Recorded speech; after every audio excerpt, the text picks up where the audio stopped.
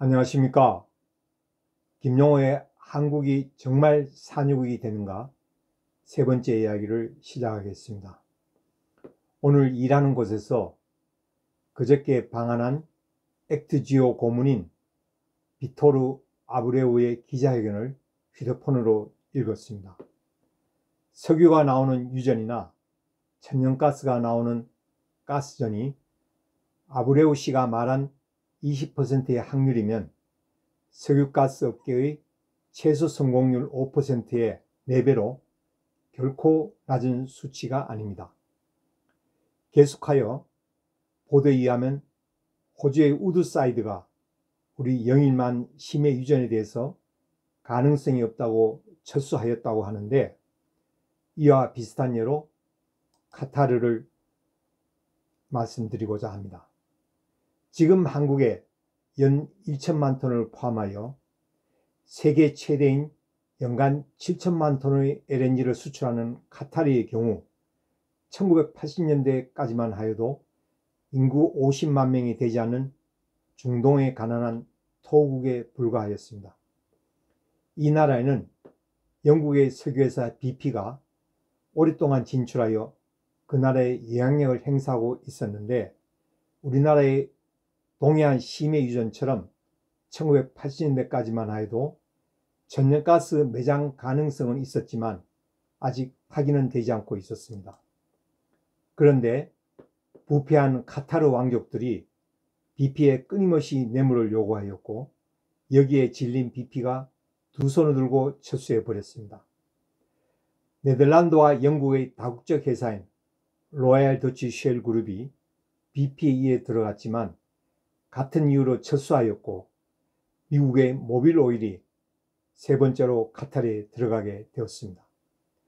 당시 미국에서 엑손과 쉐브론을 이어 세 번째 회사였던 모빌 오일은 인도네시아 LNG를 1970년대부터 그리고 한국에는 1986년부터 수출을 하면서 회사 전체 순이익의 25%까지 차지할 정도로 큰 성공을 거두었습니다.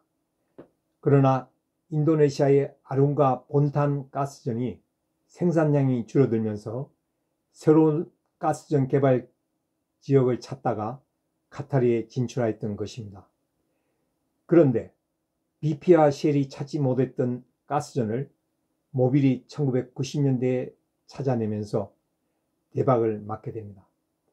그리고 낮은 유가로 석유 산업 재편이 이루어지던 1999년 엑손이 모빌을 인수하여 엑손 모빌이 되었고, 지금은 쉘을 제치고 2022년 기준 매출 392조 원, 순이익 31조 원의 세계 최대 석유가스 회사가 되었습니다.